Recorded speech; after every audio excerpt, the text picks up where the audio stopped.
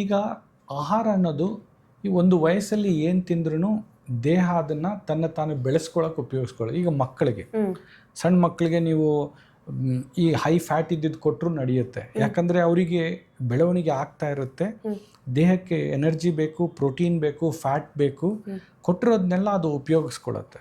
18 ವಯಸ್ಸು ಆದಮೇಲೆ ಅದಷ್ಟು ನಾವು ತಗೊಳ್ಳುವಂಥ ಆಹಾರಗಳನ್ನ ದೇಹ ಬಿಲ್ಡ್ ಮಾಡೋ ಅವಶ್ಯಕತೆ ಇರಲ್ಲ. ದೇಹ ಆಗಲೇ ಮೆಚೂರ್ ಆಗಿ ಕನ್ಸ್ಟ್ರಕ್ಟ್ ಆಗಿಬಿಟ್ಟಿರುತ್ತೆ.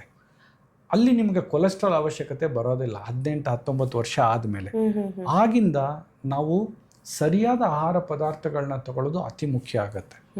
ಯಾವುದು ವಿಚಾರ ದೀಸ್ ಆಹಾರ ಅಥವಾ ನಾವು ಊಟ ಮಾಡೋದು ಪ್ರೈಮರಿ ಪರ್ಪಸ್ ಏನು, ಅದಕ್ಕೆ ನಾವು ಆಹಾರದ ಮೇನ್ ರೀಸನ್ ಯಾಕೆ ಊಟ ಮಾಡ್ತೀವಿ ಅಂದರೆ ದೇಹಕ್ಕೆ ಪೋಷಕಾಂಶ ಬೇಕು, ರೋಗ ನಿರೋಧಕ ಶಕ್ತಿ ಬರಲಿ, ನನಗೆ ಬಹಳ ವರ್ಷ ಲಾಂಗ್ ಲೈಫ್ ಇರಲಿ, ಆ ಲೈಫ್ ಜೊತೆಗೆ ಪೂರ್ತಿ ಪ್ರೊಡಕ್ಟಿವಿಟಿ, ಶಕ್ತಿವಂತನಾಗಿ ಬಲವಂತನಾಗಿ, ಚಿರಂಜೀವಿ ಅಂತ ಹೇಳೋಕ್ಕಾಗಲ್ಲ, ಏನು ಹೇಳ್ತೀರಿ, ಒಂದು ಲಾಂಗ್ 85 ವರ್ಷ ಅಟ್ಲೀಸ್ಟ್ ನಾವು ಒಂದು ಗುರಿ ಇಟ್ಕೊಂಡು ಮಾಡಬೇಕು ಅನ್ನೋದಕ್ಕೆ. ಈಗಿನ ಸಮಯದಲ್ಲಿ ಕರೆಕ್ಟಾಗಿ ನಮ್ಮ ಜೀವನ ಶೈಲಿನ ಮ್ಯಾನೇಜ್ ಮಾಡಿಕೊಂಡು ಮೆಡಿಕಲ್ ಸೈನ್ಸ್ನ ಉಪಯೋಗಿಸ್ಕೊಂಡ್ರೆ 85 ವರ್ಷದವರೆಗೂ ನಾವು ಬದುಕಿರುವಂಥ ಒಳ್ಳೆ ಅವಕಾಶಗಳಿದೆ. ಹಾಗಾಗಿ ದ ಫುಡ್ಡಲ್ಲಿ ನಾವು ನೋಡಿದಾಗ ಏನಿರುತ್ತೆ, ಸಿಂಪಲ್ ಫುಡ್ಸ್ ಅಂದರೆ ಈ ಆಹಾರ ಧಾನ್ಯಗಳು, ನೀವು ಸಿರಿಧಾನ್ಯಗಳಂತ ಹೇಳ್ತೀರಿ, ಇವು ಏನು ಕಾಂಪ್ಲೆಕ್ಸ್ ಕಾರ್ಬೋಹೈಡ್ರೇಟ್ ಅಂತ ಹೇಳ್ತೀವಿ, ಅದು ಬೇಗ ಡೈಜೆಸ್ಟ್ ಆಗಲ್ಲ. ಈಗ ರಾಗಿ ಆಗ್ಬೋದು, ಬೇಳೆ ಆಗ್ಬೋದು, ಗೋಧಿ ಆಗ್ಬೋದು, ನಮ್ಮ ಜೋಳ ಆಗ್ಬೋದು, ಇವೆಲ್ಲ ಕಾಂಪ್ಲೆಕ್ಸ್ ಇರುತ್ತೆ. ಅದೇ ಅಕ್ಕಿ ಆದರೆ ಮೋರ್ ಸಿಂಪಲ್. ನೀವೀಗ ನೋಡಿ 2-3 ಇಡ್ಲಿ ತಿನ್ನಿ, ಒಂದು 4 ಗಂಟೆ ಆದಮೇಲೆ ಹಸಿವೆ ಆಗುತ್ತೆ. ಅದೇ 2 ಚಪಾತಿ ತಿನ್ನಿ ಅಥವಾ ಒಂದು ಮುದ್ದೆ ತಿನ್ನಿ, ಹಸುವಾಗಲ್ಲ.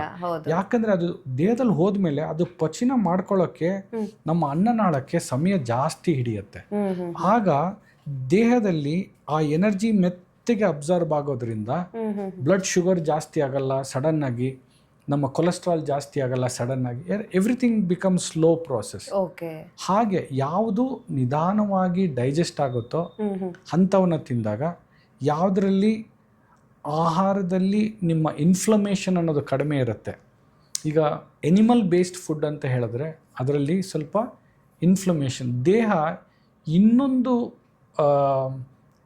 ಏನು ಹೇಳ್ತೀರಿ, ಹಾರ್ಮೋನ್ ಇರುವಂತಹ, ಪ್ರೋಟೀನ್ ಇರುವಂತಹ ಫುಡ್ನ ಒಳಗೆ ಹಾಕಿದಾಗ ದೇಹ ಅದನ್ನು ಪಚನ ಮಾಡೋಕ್ಕೆ ಕಷ್ಟಪಡುತ್ತೆ. ಪ್ಲಸ್ ಅದರೊಳಗೆ ಪ್ರೀಮೇಡ್ ಕೆಮಿಕಲ್ಸ್ ಇರುತ್ತೆ which are not so good for human body.